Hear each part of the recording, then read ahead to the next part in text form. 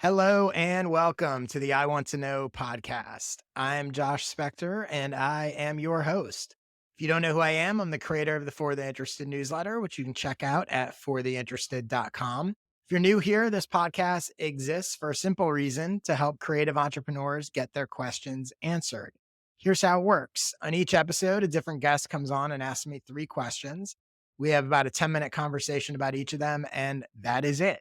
No fluff, lots of actionable tips. We get right to the good stuff, hopefully, and you'll find it valuable, as will the guest. And a quick note before we begin. I mention my skill sessions all the time on this show, but here's something I actually haven't mentioned about them. 88% of my skill sessions members renew their annual subscriptions.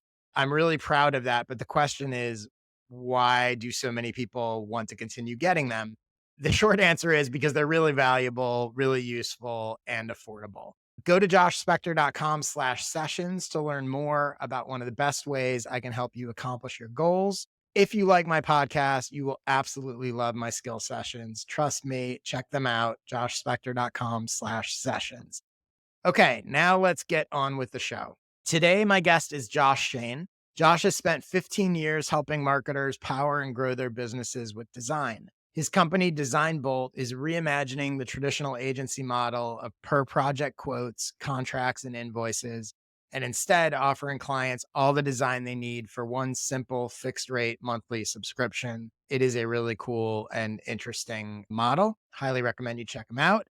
Further, on a personal note, Josh is a brilliant conversationalist, incredibly handsome, effortlessly charming, and is perhaps the best in the world at writing his own effusive podcast intros. Love that. So, with that in mind, hey, Josh, welcome to the show. Thanks for doing this. Congratulations on writing maybe the most interesting intro yet for this show. We can stop right now. Success. Yeah, exactly. That's it. So now you guys know who Josh is. You know what my skill sessions are. You can log off and go do stuff. Go hire Josh and buy Josh's skill sessions. It's a real heavy Josh episode. Okay. I'm really excited for today's episode because Josh and I have talked beforehand and he has an interesting product. And what we're going to do today is we're really going to do a deep dive into his offer, his sales page, how he's using or could use a newsletter to help drive sales of that product. I think everyone's going to find it really helpful. So let's jump into it. Josh, what is the first thing you want to know? So, one of the things I do with my design agency is I have a product that is a web design audit where basically people send me their website and then I have a session with them where I evaluate the design, the branding, content, usability, all these things that I've spent 15 years working on with clients. And really, at a glance, I can see what can make a site so much better. And so my goal is to offer like really actionable feedback they can take so they can better reach their goals. I've been getting a lot of traffic to that design audit page, some from ads, but it's not converting. And I want to know,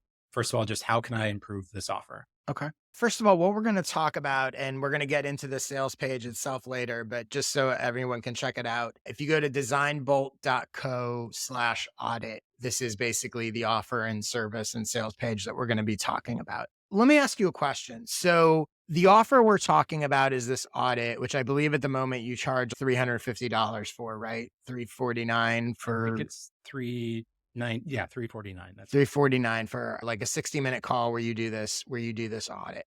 Talk to me about, is your goal ultimately, do you view this as a standalone product or do you view this as sort of an intro to them then hiring you? Like you look at their website and you go, you need all this stuff fixed and then you're going to hire me. So how do you think about it? I originally thought of it as like this kind of way to bring people into my orbit and help Mhm. them out. And then maybe they would become customers. But a lot of so I worked with a number of people on it already. And those people have, I think, been clients that maybe wouldn't necessarily be able to take advantage of my other Mhm. offer, which is aimed at a little bit slightly bigger companies. So I look at it as like a lower tier that where I can still help a bunch of people with these with these like insights that I would have Mhm. normally for a larger company. So they're getting kind of this like top tier design expertise, but for a lower price. So let's talk about target audience, because there have been a couple times, I think, even as you describe it, that you use the phrase people. Sure. which is always a red flag to me because it's just, I think it's always better to try to get more specific. And I think you might even, we'll get into this when we talk about your sales page, but I think you might even use the term people somewhere on your sales page as well. But so talk to me for this specific product, this audit, who do you see as kind of the target audience for it? So I think at this rate, it's probably small business owners or people that maybe have a landing page, like a SaaS landing page or something like Mhm. that, where they're looking to get more leads or conversions from their site. Okay. And do you think that they are so obviously they're people that already have a website up because you need something to audit. Are they the kind of people that have built or are managing their site themselves? Do they have a designer? Do they have a guy either full time or a contractor or somebody that does it for them?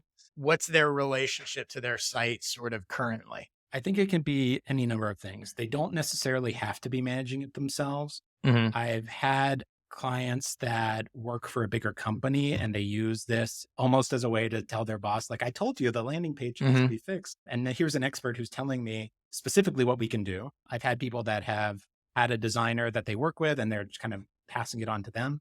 But a lot of the people do kind of are, again, a small business owner. So they are doing it themselves in the end. So it's kind of multiple. Let me ask you a question. Is it multiple by default because there's a bunch of people? Can you help or intentionally? Would you rather, is there an ideal among those different types of people? I guess in terms of a connection for my larger business, the ideal would be people that work at a company that have a landing page or they have something that they want to pass on up the chain Mhm. and they have some kind of a system where they can get something implemented. So it doesn't have to be either or, but I think it's something interesting for you to think about in terms of positioning this offer as, because the clearer you get. And again, one of my things that when I talk about ideal audience, and I talk about this in a lot of different ways, and also I'm saying audience, but it could be ideal customer or ideal client, whatever. I think about it, who do you most want to serve and who can you best serve? So thinking about who is this audit or this service going to be most valuable to? But I think the more that you can hone in on that, the more it's going to allow the offer and the way you message and position it to get way more specific and talk directly to them and therefore be a perfect fit for them. The other thing is when I use, and you've probably heard me say this before, but when I use the term ideal, it's really important to understand that it doesn't mean only. So you're positioning things to attract the ideal, but there's still going to be other people outside of that who want it. So you might say the ideal is this is to help people at bigger companies, but there's still going to be people out there that see it and go, well, I just have a small business, but I'd really love this as well. So we tend to think if I sort of niche down the messaging that I'm going to exclude all these other people that I could help, you probably won't exclude as much as you think you might. So in that case, it might even make sense to flip it because on the smaller company side, I do find it really fulfilling to help Hmm. smaller companies. I kind of built my career on working with small Hmm. startups and people getting their businesses going, and I Yeah. really like doing that. And I think moving up and working with larger companies now, I do miss that a bit. Yeah. So maybe that is a good focus for this Hmm. is And my guess is they might, and again, that's where I go, who's it more valuable to? They might need it more or get more out of it. They might be more likely to act on this is the other thing that, I found as a consultant, there's nothing more frustrating than someone pays you for a call, a consultation, whatever. You're like, here's the things that you should do. And then they don't act on it. I've had people who they're like, oh my God, this was so helpful. Thank you. Like they're happy customers, but it drives me crazy when 6 months later I look and I go, they're not doing any of it. So even though it was a good customer and I got paid and whatever, it can feel like a waste of time. So I'm always interested in who's most likely to act on what I'm going to give them as well. totally, yeah. I mean, consulting is about helping people. And, Yeah. if you want to help people, ideally you want them to take your advice. You Yeah. know? So let me ask you, so I'm going to ask you a couple questions here. And again, there's no right or wrong answer, but I think it's helpful to just sort of think about. One thing is, and this is coming at it from the point of, okay, you're getting a bunch of people here. They're seeing the offer. They're not necessarily converting. Why are they not converting? Let's assume they're the right people and let's assume that the product is valuable, which I think it is. So now let's sort of dive in and go, well, why might they not be converting? One thing that comes to mind, and some of this is about language and the messaging around it as well. But one thing that popped in my head was like, does an audit help solve a problem or does it create a problem? I think, and this doesn't mean that an audit's not a valuable service to offer, but I'm just thinking in terms of messaging, right? Are there people who, your ideal audience who go to your website and they go, this looks really good. And some of this is conscious, but some of this is subconscious, right? In the back of their mind, they're going, this guy's going to point out 20 different things that I need to fix. And one of two things at that point is going to happen. Either I got a bunch more work to do, or that I need to have someone else do for me, or I'm going to wind up not doing it. It's just going to kind of confirm to me. And I have this mental anxiety of, oh God, my site's a mess and whatever. Theoretically, that is a potential issue because it could hold them back from doing it because they're like, if I buy this call, yes, it's going to be helpful and it's going to be valuable, but now I'm going to have a whole other problem. And so how can you counter? And this gets in a little bit to this sort of done for you or done by you, whatever. And again, I'm not suggesting you don't do an audit, but I think it's something to be aware of that may be making people hesitant to pull the trigger. So I'll give you an example for my own thing. My camera setup, video setup is not good. I know it's not. I know I need it. I need to improve it. I need to get equipment. For the longest time, like I held off because I was like, I don't want to get the course. I don't want to learn how to do this stuff because once I do, and it's not about buying the equipment and doing all of that. It's about the perceived work of, well, now I got to go set it up and I got to bring lights in here and I got to do whatever it is. And I have to figure out how to do it. And I eventually bought a great course from Kevin Shen, who's like the guru of, camera setup, whatever. And I'm halfway through it and it's really good. And I'm dragging my heels because I know, okay, once I sort of cross over I want to improve it. I want to have a better thing. I know lots of people do it. I know intellectually it's probably not going to be as hard as I think it is, but that friction of, well, once I do this. And so I wonder if there are people who in part they want an audit because they know there's stuff wrong with their site, but there's that hesitancy of, it feels like I'm going to create work for myself. It feels like it's going to be difficult. And I think speaking to that, even without changing the offer, but speaking to that and addressing it and maybe some messaging along the lines of, yeah, I'm going to show you things that you're missing, but I'm going to show you exactly how to fix them in this audit. You think it's going to be really complicated and it's not. And maybe it's testimonials from people you have some great testimonials of people saying, I did the audit and it was great, but maybe getting some testimonials from people that were like, I didn't realize that it was 3 hours worth of work and it changed everything. Conveying that it's not necessarily going to be that hard and it's not necessarily going to be overwhelming, because I think that's a huge fear that probably holds people back from buying this or any audit product, really. Because essentially you're giving them a roadmap, but then they got to do it. So you want to make sure that your offer is not creating a problem for people. It's helping them solve a problem. And then along those lines, I think going a step further, there's a question of, is audit the right word? Because what audit says is, hey, I'm going to give you a list of things that are wrong. In some ways it's helpful because it says exactly what it is, but this is not great language, but it's a sort of general concept, right? If what you sent was, if what people are paying for is they're going to get a customized 10-step plan to improve their site. So you're selling, they're like, oh, he's going to tell me exactly what to do versus he's going to look and tell me what's wrong. There's some semantics there, even if it's the same thing. It's like get a custom session where you find out how to improve your conversions or increase your leads, right? Or it's more about exactly on that outcome. Right. In X amount of steps, you're going to get an action plan. The difference between we're going to do a call and I'm going to give you an action plan to get X versus I'm going to audit your thing. Yeah. And I think, again, this speaks to your point about finding your ideal audience as well, because if I'm talking about, I have a lot of language on the site, which is help you reach your goals, which is this very abstract idea. And if it becomes a lot more of, I will help you increase your leads. And it's just focused on people that have a small business website that is trying to get more leads in the door. I can really lean into that. So that leads into the next thing. And one of the things that prompted our conversation was Josh had run an ad in my newsletter to promote this offer, which was great. And I sent a bunch of people his way and he said, it was great, but it wasn't converting. And that's part of what made you say, I'm trying to figure out if there's what's missing in my sales page and my offer, et cetera. And so I just want to point out when people run an ad in my newsletter, which by the way, you can do at fortheinterested.com/ads, you'll reach like 50,000 creative entrepreneurs. So when you buy an ad, you basically get 2 ads. You get a Sunday ad, which you write the copy for, and then I write the copy for a weekday ad. Now, in fairness, my weekday ads always get more clicks than the Sunday ads, but and that has to do with format. That's not just that my copy is better, but I do think obviously my copy, I understand sort of how to position things. But so I want to read, and this isn't really about the ad copy, but I think it gets into sort of positioning of an offer. So I want to read the copy that you had and then the copy that I had. So your copy was improve your website's impact with a custom design audit, book a 60-minute call and get actionable feedback to transform your site's effectiveness. That got 53 clicks. And again, the clicks, the weekday ones always get more than the Sunday ones. So this isn't just about copy.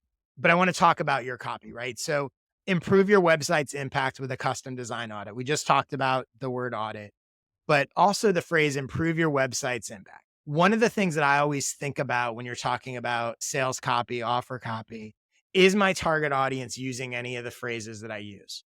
My guess is you're doing that to describe the sort of broad value. The problem is nobody's out there going, I wish I could improve my website's impact. Like you said, they're looking for more leads, more conversions. I want, X, Y, and Z. So you always want to try to use the words that they're using. The other thing from an ad perspective is in the ad, you're saying book a 60-minute call. Again, you want to be very careful about it feeling like work, especially in an ad copy, right? They don't know anything. They're looking at an ad in a newsletter. They haven't seen your site. They haven't seen anything. And now they're like, well, am I going to click this to book a 60-minute call?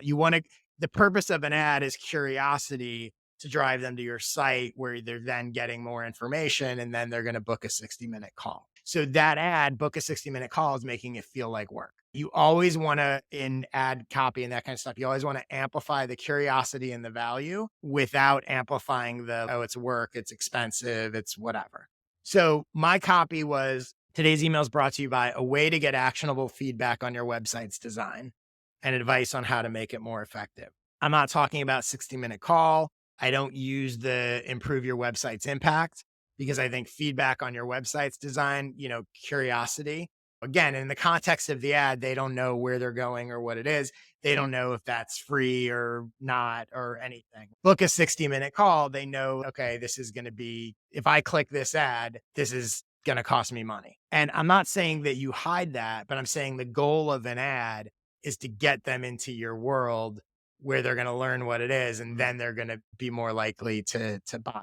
That's not necessarily just about ad copy, but I think there's a general lesson there with all your copy and the positioning of your offer. Again, use words that they're using.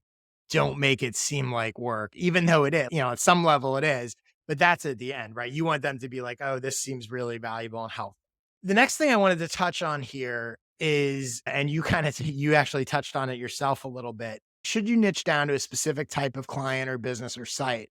But I'm going to take it a step further and go, should your sales page actually be multiple sales pages aimed at specific audiences? And this is especially when you could have a main sales page that says, are you a SaaS founder? Are you a whatever? Click here.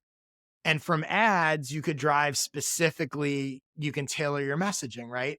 Would a sales page for this audit specifically speaking to SaaS founders, and then a separate one specifically speaking to small business owners or whatever, would those convert better, assuming you're driving the right people? And the chances are they probably would, as opposed to, because always the more specific you get, the better it's going to resonate. So one of the challenges you may have is that you're putting all these specific people into sort of a general world. And so they feel like, okay, this might help me. But again, when you're talking to someone specific, it makes it much easier. The other thing I would say, just a few other sort of general thoughts on the offer. So one thing is people always look at it and they go, this offer isn't really converting, or it's not converting as well as I would want. One of the big things is thinking about where's that traffic coming from and what are they expecting? That's always something to keep in mind. And then along with that goes, do you have a conversion problem, or is it actually an awareness or marketing problem? Are you sending the wrong people to it? Are they expecting the wrong things? Is it too broad? Is that kind of thing? Does the messaging not match? Another thing is to always consider, what problem is your offer solving? And is it one that the audience knows it has? Yeah. And this is where I get into, or not get into, but I think you touched on it before. They know they have a lead problem, or they know they have a conversion problem. No one's out there going, I need an audit. Well, maybe some people are. But for the most part, people aren't out there going, I need an audit of my website. They're going, I need to figure out how to get more conversions. So matching that. The other thing to think about, and again, this is true of all offers, and it doesn't have to be one or the other, but I think it's a common marketing thing that's worth considering. Are you offering a vitamin or a painkiller? And the concept here is some services or products, whatever, are vitamins. Here's how this is going to help you. And that's valuable. But a painkiller is, I got a real problem and you're going to solve it. Painkillers are much easier to sell than vitamins. Some of this is about the positioning of the offer. I'm going to help you get more conversions. I'm going to help you get more leads is different than I'm going to let you know if your website is missing some things. And then one last question about the offer before we move on here. How did you come up with the price point, and what's the sort of logic behind it? And pricing is a whole other rabbit hole, and a lot of it is a guessing game and testing and whatever. But I'm just curious if there was, how did you wind up pricing it where you did? This is something that I feel like has a lot of value. I've had Mhm. customers that have really increased their conversions based on the feedback I've given them. And so it's made their sites more profitable. So I think there's a lot of value there. And then in terms of pricing, it's a new service. So what I wanted to do was start out with what I thought was lower pricing than Mhm. I think it's maybe worth, kind of test the road a little bit, make sure I help a bunch of people, get more testimonials. And then as I kind of grow, increase the pricing over time. So I didn't want to start too high. I just wanted to Okay. let it build naturally. So, and I picked 350. That was the cost of your ad at the time. Yeah. And I was Huh? like, oh, great. So if I get one of these sales, There you it'll go. pay for the cost of the ad. Yeah. And so that's really where I landed. Okay. So a couple things that we talked about before that I think can impact and help you with the pricing. And by the way, I'm not saying it's a good or bad price. There's no right or wrong. And it's all sort of, testing. But a couple things. One is the more prominently you play up 60-minute call, the more people are going to look at the price in terms of time, which is not what you want. You want them to look at it in terms of value and results. So the fact that this service is delivered through a 60-minute call is not, that just happens to be how you deliver it. What you don't want is you don't want people going, for better or worse, by the way, right? Some people might look at it and go, oh, that's cheap. I'd rather they go for $350. I'm gonna learn how to increase my conversions because that is way more valuable than for $350. I'm gonna get 60 minutes of this guy telling me what's wrong with my website. I would weigh, and we'll get to the sales page in a second, and you have book a 60-minute call, and even in your ad, you put book a 60-minute Sure. call. Yeah. I would way play that down and way play up the actual value that they're going to get. Not that it's a guarantee, but that's what that's what they're really paying for, Yeah. right? I'm paying for you to tell me how to get more conversions or more leads or whatever. And that's way more valuable, especially depending on the business. The other thing is, if you do go down a route where you have multiple different sales pages or you have different sort of niches, the value in those niches may be different. We're breaking from they're paying for 60 minutes of my time. I'm making this up, but the value of a SaaS company increasing conversions, you may charge double for the SaaS audit, whatever, than you do the small business. You might even, solopreneur one, whatever it is, right? The big company one. So even though on your end, the product is basically the same, you're tailoring the advice and they don't necessarily know that. The key here is you are not paying for 60 minutes of my time. You are paying for me to help you do this. And 60 minutes, a 60-minute call is how I actually do it, which by the way, it's more than 60 minutes anyway, because you have to look at their site and, we all know that. That's a really key thing that you want to make sure that you're not sending the message that you're paying for my time. And by the way, like I haven't really talked much about this publicly, but I charge $1,500 for my clarity call. And I get people all the time that are like, oh, I didn't think it was going to be that much. Like it's a 90-minute call. And I'm like, you're not paying for the 90-minute call. You're paying for what I'm about to give you is going to help you figure out all your content and everything, your entire approach moving forward, which is probably worth way more than $1,500. Just because it's a 90-minute call of how we do it and go through it, that's not what you're paying for. And I think that's really important for you within the offer to, again, the sales page, the messaging, the ads, to make sure that people understand that they're not paying for a 60-minute call. Right. They're paying for a result, which is what Doesn't mean you can guarantee the result. There's a lot of variables, but that's the actual value of what's intended. And thinking about the offer itself, that's an interesting point about the 60-minute thing because I deliberated on the format of this a lot. Mhm. I think the alternate version of this that I was considering is a not one-on-one. It's a Mhm. I record a video, I go through your Yep. website, I create the same actionable feedback. You still get this report at the end, you get this video at the end. Maybe it reduces the friction a little bit where people aren't like, oh, I have to find a time. It's going to take time for me to sit with Yeah, someone, that's you true know. too. And by the way, it also creates an option for you to have multiple packages. So you might go for $250, you get this video analysis of whatever. For 500, you get the video analysis and we do a call to go through it to answer whatever, right? You can figure it out and you can test and you can see. But you're right. I love that you brought that up because that's another piece of friction. I have to find time to schedule with this guy. We have to coordinate our schedules. I have to be a bit, all of that kind of stuff. Again, for some people, that's really valuable. For other people, they're like, I'd rather have this guy just tell me what the deal is and I'll watch it when I have time. Or even better, I'll send it to the person who actually does my website and Right. let them do it, which I know you give video recordings anyway, but Yeah. I think all those things, the key is with any offer, this is what the value of this really is and aligning all that messaging and not confusing it, which I think happens, by the way, in a million things. There are social media agencies where they're like, okay, if you hire us, we're going to do 5 posts a week on Instagram and we're going to do, no, I'm hiring you to get a result. And you're just focused on the sort of delivery method. Yeah. And of course, and I really tried to think about it too. It really shows Yeah. you like, it is very hard as a creator of something to get out of your own way. Because when you're building your own package, you go, well, here's what you're going to get. I'm giving you all these Yep. things. It's an hour of my time plus I spend another hour doing Yep. a report for you, blah, blah, blah. But it's really helpful to think about that. Always keep pushing for that like final result the client's getting. Yeah. And by So the way, like I can sit here on these podcasts and talk to people all the time and do it. My own, I make all the mistakes that I tell people not to do. You're right. It's completely different when it's your own. I completely get it. Cool. So let's jump to your next question. So I guess kind of continuing on with this, just kind of looking at the sales page and seeing what is it about this page that maybe isn't, that's kind of missing the mark. A couple things. Just a quick reminder for anyone that's listening. We're going to look at designbolt.co/audit, which by the time this airs may be It won't be changed based on slash what, audit. yeah, exactly. Based on what we talk about. But nonetheless, that's what we're going to look at. A few things here. And obviously, as you change the offer and things we just talked about, this will change some of it. But I want to talk about just some sort of general observations on sales pages and yours specifically from what I see. So the first thing I always look at is obviously what's the headline, like that's really important. So right now your headline is actionable feedback to improve your website's impact. So that can probably be changed based on what we talked about before, but also one of the big things, and again, I see this all the time, so it's not just yours, but you see people using words that their audience is not using.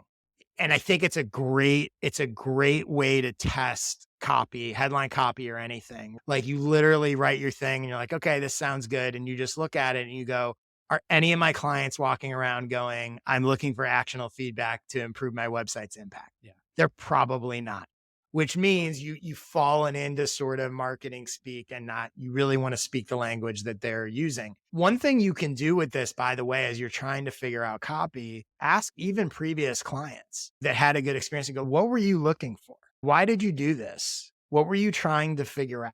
That's one of the best copywriting tricks is you're just going to use the words that other people are using, both clients and people that maybe you talk to that are potential clients or people that contact you looking for help. What are you looking for? They will tell you, and you will start to see not only trends in that, but you'll start to see, oh, that whatever words they're using, they're not the only ones using those words. The subheadline you have right now is so the headline is actionable feedback to improve your website's impact.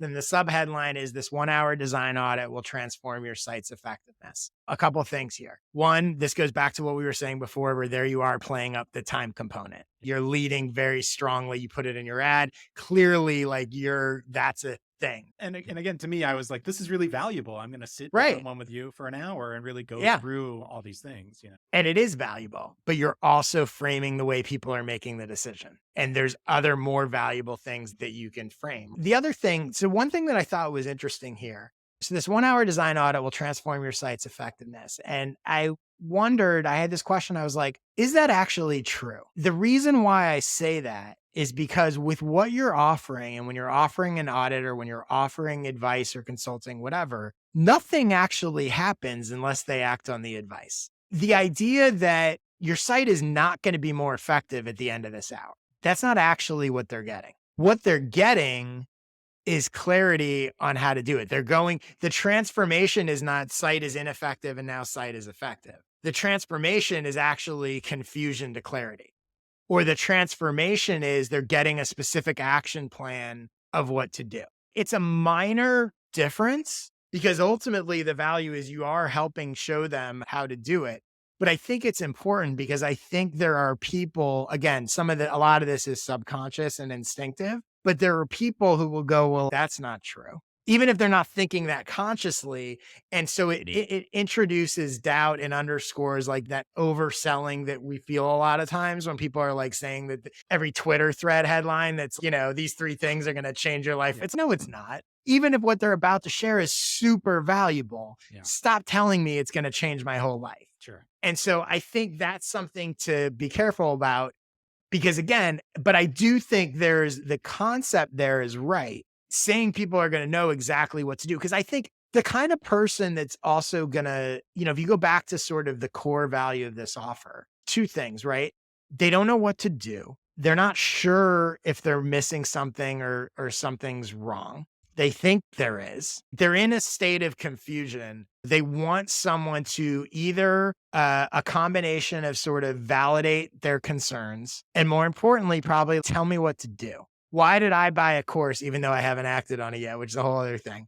But why did I buy a course about how to improve my video setup? Because I just want someone to tell me what to do because I know it could and should be better. And this is what your audience is feeling. That is very valid and very valuable and very powerful. And what is going to happen, right? It's not true that after a 1-hour design audit, their site's going to be more effective. What's true is after this 1-hour conversation or after they get whatever they get from you, they're going to know exactly what's wrong and what to do. Yeah, I have copy a little further down on the page that says you'll walk away with an expert roadmap to better align your web design with your desired outcomes. Again, Exactly. it's still a little like no, but the difference between that and that is absolutely true and valid. What you just said too, which is I think if I say something like your site, you have a problem, your site can look better and perform better. Let me help you get there.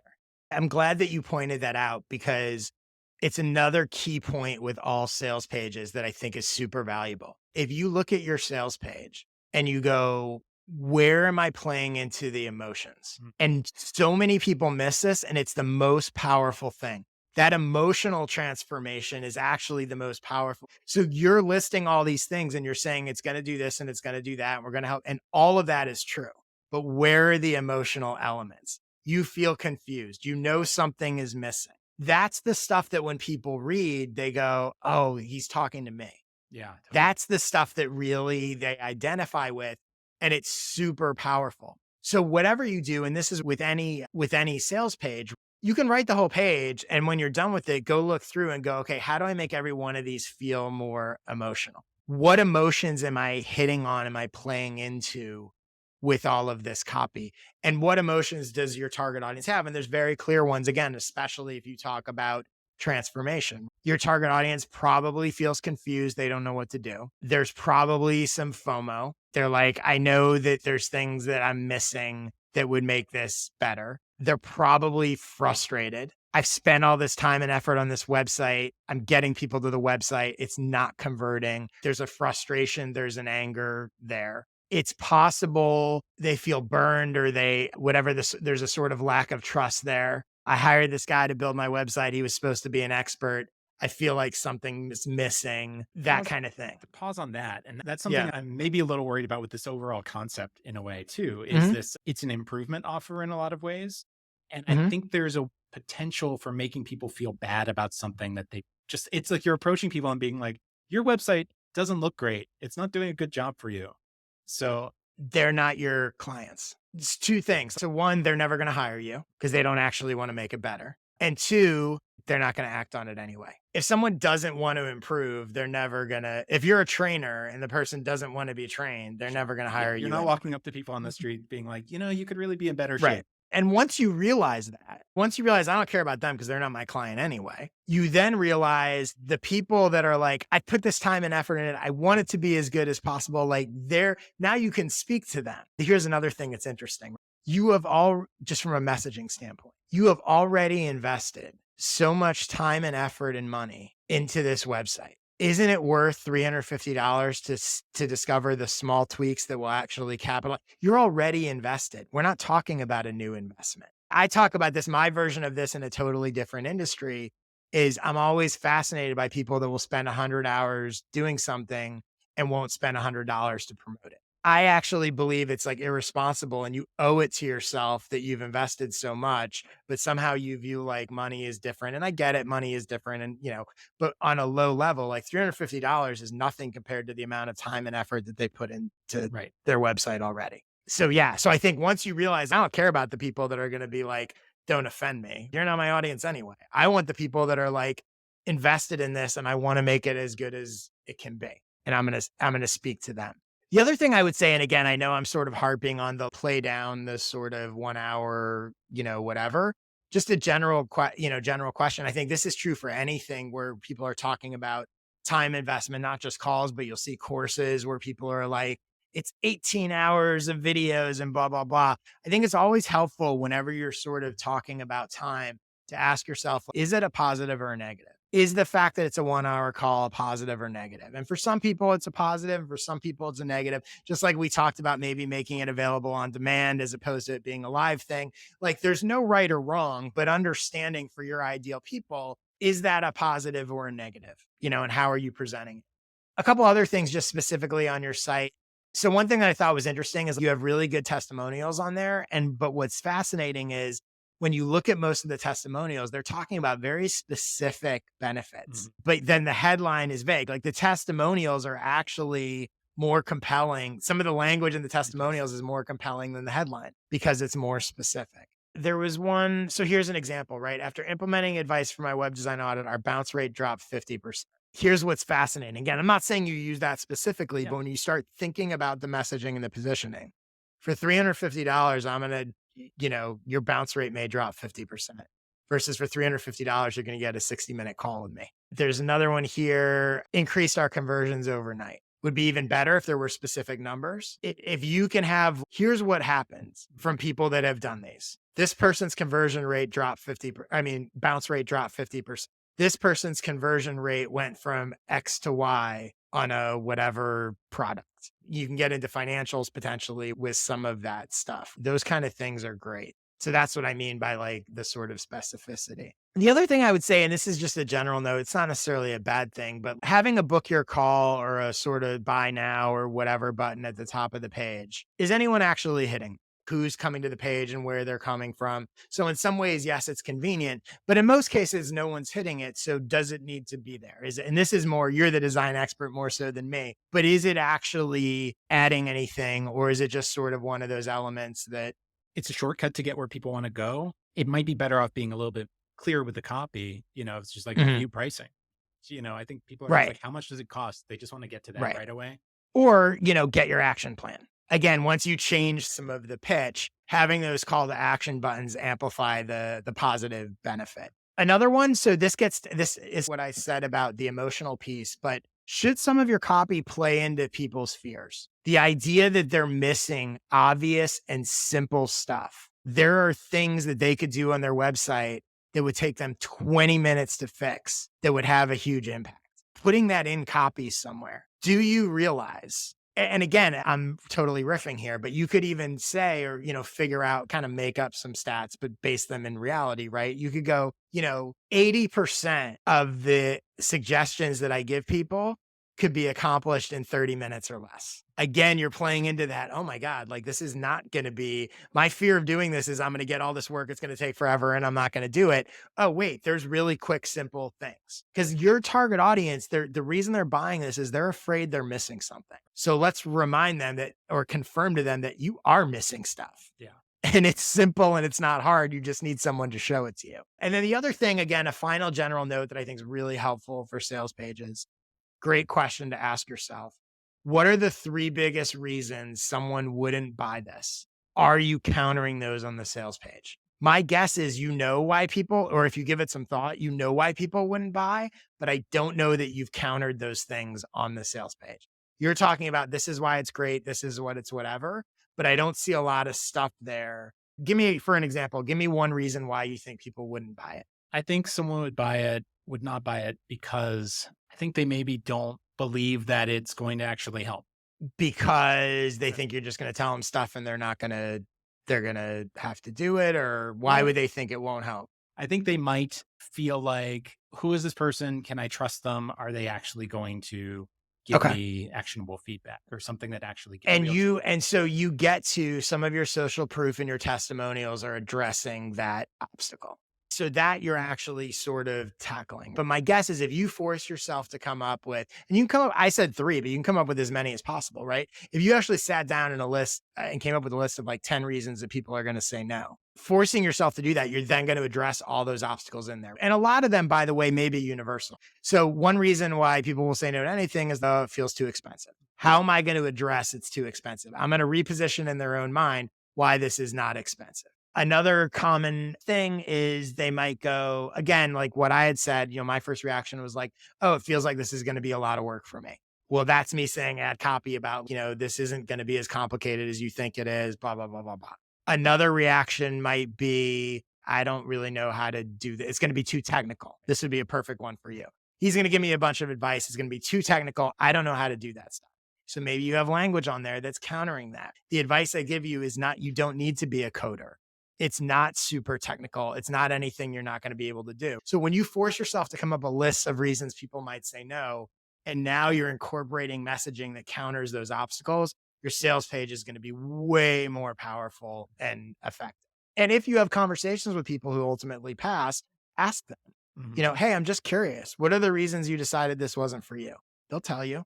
And those are obstacles and you can now counter in your sales page. Cool. So that's sales page stuff. So let's jump to your third question. What's the last thing you want to know? Okay. So the third thing is, so the larger business, which is the design agency, I'm kind of just pivoted to this new model. I've been working with a couple clients on it, but I'm looking to create a content system where there's a newsletter and there's social media posts that kind of bring people in and I can find an angle to really help. Thinking about the ideal audience, I think that my audience are corporate marketing directors that are looking to kind of find a solution to power ongoing design work that they have and to help them as they grow and scale. They don't want the overhead of a full time employee. They're excited about the ability with my thing to pause or cancel at any time. They want to solve their design problems, basically, something they know they need for their business. So I've been like racking my brain about kinds of newsletters. I really am excited about it, because I've been wanting to do this for a long time. And I wanted to come up Mhm. with something that solves their problem. On the whole, like I have a concept, I'm trying to nail it down. I'm curious if you think this is something people would want. So let me, So tell me what the concept is, or yeah, tell I'll tell you the people concept. The what the concept is concept called is. How to Speak Design, the Marketer's Mhm. Guide to Working with Designers. And my kind of landing page says, join smart, effective marketers. Subscribe to this newsletter. Every Monday, you'll learn the language, concepts, and tactics to use with designers so you can produce the high impact materials you need to grow. Ideally, I'm like giving them little lessons in like communication. Here's what makes something an effective design. Here's how you can apply all this knowledge to getting what you need faster. I'm actually going to suggest an approach to you that I haven't really suggested or talked about before, but I think is really interesting, in particular in your case. But before I get to that, I'm going to start with sort of, how's that for a tease? But before that, before I get to that, I want to start with sort of the concept that you just suggested. I like the concept. The problem is, and this is an assumption, my assumption is your ultimate goal for this newsletter, the reason why you'd be doing it all is to get leads and clients and people to hire you for your monthly full service design thing. Correct? Yes. Okay. So the problem is if you do a newsletter about how to communicate with designers aimed at marketers, the people it's going to attract are people who already have designers. So it's probably going to attract people that are like, oh, this is awesome. The designers that I have working for me full time or the freelancer that I have, whatever, it's so annoying because I feel like we're never communicating well. It's not going to necessarily attract people. The person that doesn't have a designer doesn't need to know how to communicate with a designer. I mean, they do, but they don't. Yeah. So I think I like the concept, but I think there's a bit of an alignment problem. Okay. Possibly. But here's where I want to go with this, which is like a total left turn, probably as someone who's all about newsletters and thinks they're the greatest thing in the world. Yeah. But based on your goal, I'm going to take a little bit of a left turn. The question that I'm going to ask, and not necessarily for you to answer, but I just think to think about, and people in your situation where it's like they're doing a newsletter, but really they're trying to attract clients. And that's really what the goal is. So the question is, do you need an ongoing newsletter or just what I'm calling a pop-up newsletter? There's no set definition of this, but the idea of a pop-up newsletter is it's a thing that you create once. It has a set number of issues. Anybody who signs up gets it. It's almost like an email sequence, right? I like calling it a newsletter as opposed to an email sequence. Sure. Once a week for, let's say, 5 weeks or whatever it is. A lot of times people do it daily, but I like the idea of sort of a weekly pace, but it could be daily. That doesn't really matter.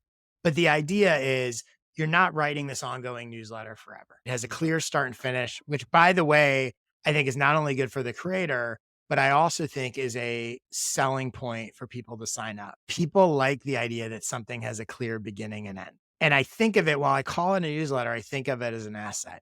I have done this recently as an experiment in a completely different niche. We'll put a link in the show notes. It's called Game Changer. I did it with a sponsor, and it is a newsletter for parents and coaches of high school athletes to help them thrive in high school sports. 5 issues. Everyone who signs up starts at issue 1. It's timeless. It's a curated thing. People really like it. And it's funny because people are like, what do you mean it's like only 5 issues? They're a little confused at first, like wrapping their head around it, but they like it. The first issue has like an 80% open rate. The last issue has like a 65% open rate. They're going through it. They're clicking the links. They're whatever. So here's what's interesting. So when I was thinking about you and your goals here, and what the thought that popped in my mind is I was like, would you be better served releasing multiple pop-up evergreen newsletters for specific different audience segments as opposed to this one ongoing newsletter? And one of the things here, again, it gets into how I think about what a quote unquote newsletter is. A newsletter is, to me, is simply a value delivery mechanism. It doesn't have to be ongoing forever. If you think about it as a standalone asset that delivers specific value to a specific audience, it gets interesting, especially with what you're trying to do. Let me give you 2 potential sort of 6-month scenarios. Okay. So one scenario is you come up with a concept, whatever the concept you currently have or some other thing that fits that's going to attract your audience. And you're going to publish a weekly newsletter for 6 months. You're basically going to write and publish 24 weekly issues. You're going to run 3 ads, hypothetically, over the course of those 6 months. So one every 2 months. Let's just say you ran an ad in my newsletter, whatever you're going to do. You don't have to do this, but I'm just using this as a hypothetical of like how it grows. So you run 3 ads, you run an ad every 2 months promoting this newsletter to grow it.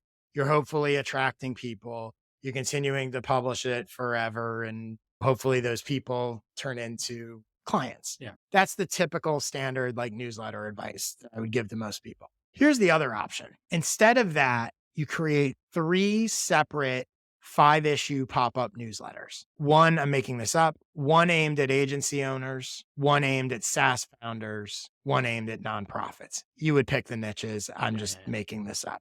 You've created 15 individual newsletter issues because there's 5 issues for each. The format is always the same. Some of the content might even overlap a little bit. Yeah. But it's all tailored to that specific audience, which makes it more valuable to them. You still run an ad every 2 months. So you run 3 ads in my newsletter, but each of those ads is timed to the launch of different ones. So the ad is, design whatever for agency owners, design whatever for SaaS founders, or, whatever it is, right? You figure it out. And that's it. And each of those assets run so you can promote them on your site. You can, anytime you come across someone who's a SaaS founder, You can go, hey, I have this 5-issue pop-up newsletter Right. that's all about, design basics for SaaS, whatever it is, right? Again, in this format, as opposed to the ongoing format, it also tweaks how you think about basically you're now going, what are the 5 emails I could send to a SaaS founder that's going to help them most? So it's a little different than the typical like ongoing newsletter model where I need to figure out this thing that's going to attract all these people into one thing. Yeah. It gets to be hyper specific and you can pick whatever format you want. Maybe those are like basically blog posts in each issues. Maybe they're curated, maybe they're whatever. You can promote your audit within them. Yeah. You can promote your other services, whatever. And all you're doing is you're creating it once. And once you've made those basically I'm saying issues, but once you've made those 5 emails for SaaS founders, you're going to use it forever. There's no more work other than getting people to sign it. When I think about it in your context, also you can turn it on and off because you're basically like, all I have to do is put in the work to create this 5-1. And, maybe I do one a quarter, maybe I do a new one a quarter, maybe I do a new one a year, whatever. You can figure out whatever niches you want, but you don't have this commitment to every week I've got to be creating a new thing and whatever. So it also gives you more time flexibility. It's funny. I don't like the idea of lead magnet, but it's basically a lead magnet, just framed Yeah, differently. you can think about it as here's a 5-issue course in whatever the thing is you're doing, or, Right. it's Right. some kind of like Right. ongoing evergreen value. When I think about it and I go, okay, well, like just looking at those two basic options, which is more likely to get you clients? And I think this is a key thing. A key thing here is your goal is not subscribers. The question is not which of these approaches is going to get you more subscribers. Right. The question is which of these approaches is going to get you more clients. Right. And it's going to be much easier, as you can imagine, to go, if you go to a SaaS founder and go, here's a 5-issue, that's all there is, pop-up newsletter that's specifically about design for SaaS or whatever. That is you're going to get much higher conversion rate than here's an ongoing newsletter forever that's about how to communicate with designers or what. Like you're going to get the right people. Again, there's no one way to do this. Sure. But when I think about someone in your situation and your goals, it's a more interesting route to go, or at least again, experiment with, 6 months of a weekly newsletter. You actually could create 4 different 5-issue with the same amount of effort. You could create 4 different niche 5-issue pop-up newsletters, have those assets, use them forever and never have to even do another one if you don't want. It's an exciting idea, honestly, because I'm sure a lot of people are in this position. In my head, I've been like, I need a newsletter that goes out every week, and I need to put something Yep. on social media every day to bring people into the pipeline to get to the newsletter. So some of those people realize that I can help them, and I can just do the Yep. work that I'm really good at, which is making great designs for people. So it's like all this just to get to the thing. And some of it's, I hope I have the time to do the designs at the end. Yeah. All this Yeah. content I have to make. So that's really helpful. So I'm curious how this fits into a general content ecosystem, because the idea of building awareness of me as an expert that can help people and getting in front of my potential clients on LinkedIn, which is where I think of them are. What is that process? What is the rest of the kind of ecosystem around? So there's a couple things here, right? If you go this model, everything you create in these can be repurposed as social content. So let's say, I don't know how you're going to do it, but I'm just going to use like what I did for the game changer model. Like I didn't create original content for it. It's not my niche. Those are just curated, but you certainly could. But let's say you have 5 items, a basic like type curated newsletter. I'm not saying this is what you would do. You might do more original stuff, but whatever, so each issue has 5 things. So I can just reshare those on social. I can turn that into social. You have so much of it that you can reuse it over and over again over time, especially if you have multiple of these pop-ups. Like you have plenty of stuff that you're going to be able to repurpose on social. You don't need to constantly, if you have 5 items in each issue and you have 5 issues per topic, that's 25 pieces of content per niche. Yeah. And if you do 3 of them, you have 75 pieces of content. It costs 3 of your key niches. There's plenty you can rotate through and repurpose on social. The other thing, and I have not done this yet, but it's really interesting. I didn't realize it until I sort of put this pop-up newsletter out, is when you do a pop-up newsletter like this, you have the ability to always iterate and change it because new people are coming in. So what I realized was for example, I can look at issue 1 of my pop-up newsletter And now that I've had, hundreds of subscribers go through it, and I can see lots of people click these two links. Nobody clicks link three. Maybe I'll switch link three. And so theoretically, so again, taking your SaaS one, let's say SaaS niche as an example, you could create it and you get 100 subscribers for it over time or whatever. And you go, nobody's clicking this one. I'm going to find something else to replace. So over time, you can iterate and actually ensure each issue is getting better and better and stronger. Yeah. You could also iterate your own promotions within it. So you might go in issue one where I plug the audit in this way. Well, maybe I'll switch it out and plug it in this other way, and more people are clicking it, and that's better. So that's another thing that's really interesting, is to not only think of it as an asset, but think of it an asset that can be iterated on and continue to evolve, that over time I could theoretically get to a thing that I'm like, oh my God, like that, people like love, like it's forever improving. So along those lines, it's an asset that you create once and you're done with. But that doesn't mean that down the road, you come up with a new product, you do an interview, you write a blog post, you now go, okay, well, I'm going to add it to, you're not going to send a new issue, but I'm going to add it to one of the you can send a new issue, but you could say my 5-issue pop-up now becomes a 6 issue, but you can do whatever. But I think that's an interesting option that you don't have with a typical newsletter either, the ability to continually improve those issues. Yeah, that's such a great angle. I really like it. I like the idea of limiting the amount of. Yeah, you lose all the pressure of, oh, I have to put something new out every week. Here's the other thing that's really interesting that you could do is you could test interest in specific niches. What I like about it is it's always so much easier to create really valuable stuff the more narrow and specific it is. Totally. But but what's interesting is if you're going to do an ongoing newsletter, like you're going, I'm not going to do it just for SaaS, because my business isn't just SaaS, Right. but I'll do 5 issues just for SaaS and have that as an asset forever, whatever niche it is. That could be dedicated just to that, or I could have another general page, which is which business do you have? Sign up for the one that fits you. And think about when we string all this together with offer and sales page and newsletter. I'm just using SaaS as an example of any niche, right? But all of a sudden, you're going to SaaS founders, you're going to groups, you're running ads in SaaS newsletters that are promoting your pop-up design for SaaS newsletter. That SaaS founder signs up for that. They get a plug in that for the audit for SaaS websites that takes them to a sales page that's specifically about audit for SaaS. Your conversion rates are going to go way up. Yeah, that's really helpful. And just to kind of go back really quickly to the original question, which is the concept itself. It sounds like some of the things you're telling me, I hear you, what you're saying, like how to talk to a designer doesn't necessarily align exactly. Let's say that we're saying SaaS companies, and I'm going to talk about the kinds of design that they might need. So they're looking at landing pages, they're looking at branding.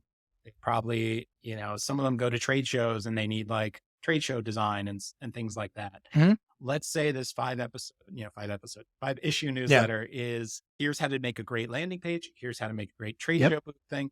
Do you think that format fits really well? Yeah. Okay. Yep. By the way, think about that. And again, this is where the specificity is, right? And the one thing I would say is when you do it, maybe it's not how to make it, because a lot of them already have it. So that was the angle I was taking with the design thing, which is here are the components that you need for when you work with your designer.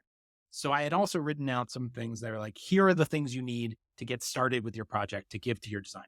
So maybe there's like a deliverable angle that makes a lot of sense. Because I was trying in a way, I think we had a conversation a while ago where you said something really smart, which was like, help train your future client, your ideal client. Yeah. Give them, so a lot of this is, here's how to communicate effectively to get what you want out of your designer. Here's how to prepare for a project. Because I have so many people that come in to start a design and they're like, build a website. And you're like, but for what? And they don't have that ready. So it's like helping people have the tools. Well, you know what's interesting, and I'm just sort of riffing here. I'm not saying this is exactly the way to do it, but it's interesting to think about. It's interesting to think about when you reframe what that audit is and you go, I'm giving them an action, but it's an audit. We know that, but whatever language is, right? Like it's an action plan for your thing. It'd be interesting. And let's just say hypothetically within one of these niche, right? It's an action plan for SaaS websites or whatever. It'd be interesting to think about these pop-up newsletters as that. but it's general advice. Mhm. So the first step is you get this free newsletter that gives you general advice, best practices, whatever, action plan to create or improve your SaaS website. The step up from that free newsletter is get specific with your site. Hire me. So it's the same, perfectly aligned. I signed up for a newsletter because I want to know best practices or action plan to improve my SaaS website. This was really helpful.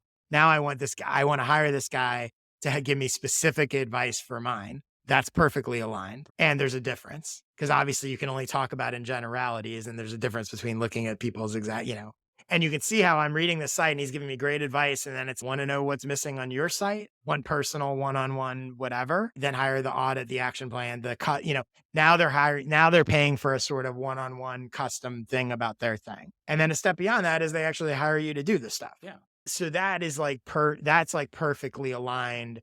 Newsletter leads to audit, product leads to done for you. All right. If We that did it. makes We solved sense. it. See, there you go. There you go. And by the way, I should mention like this pop-up newsletter concept. If anyone's listening to this and is, oh my God, that'd be awesome. I'd love to have somebody create it for me.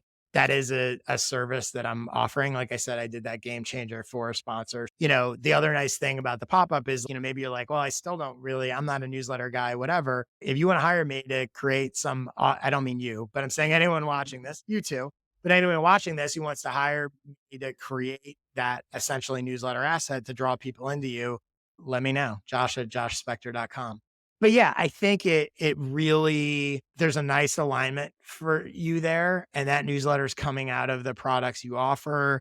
And now, whereas I know we talked before is your target audience doesn't want to learn how to do design.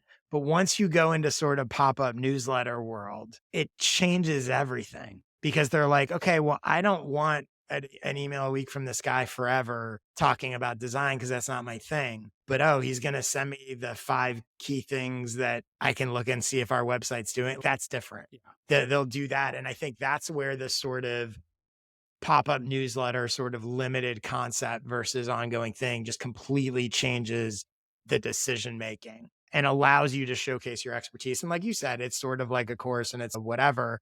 And I think aligns really nicely with your audit product. And the specificity, and because it's not ongoing forever, that ability allow you to create multiple in different niches gets really interesting. And by the way, I haven't done it, but like when I first started thinking about pop-up newsletters, that was part of what I was thinking about is I was like, what if I created like if I took my best advice for people about how to use Twitter, for example, and I'm not going to do a Twitter newsletter, but I could do 5 issues about how to grow on Twitter. And that would probably be really helpful for people and really compelling for people that want that specific. And by the way, 5 is a random number. You could do 3 issues. You could do, I just pick it because, one other tip that when I was first creating this, like you have this idea and then you have to figure out all these like little things. And I was like, do I send a welcome email and then the first issue? And that's what I would typically do. But I realized with this, I was like, no, just send the first issue right away. And I think that's why it has an 80+%. I was like, I don't need a welcome email. This isn't my typical newsletter advice would be welcome email and have them reply. And I'm like, get them right into it. And so something valuable and a 5-issue newsletter, when the first sign up is the first issue, actually plays out like over, it's not 5 weeks. It's actually over 4 weeks, sort of. Yeah. Anyway. Okay.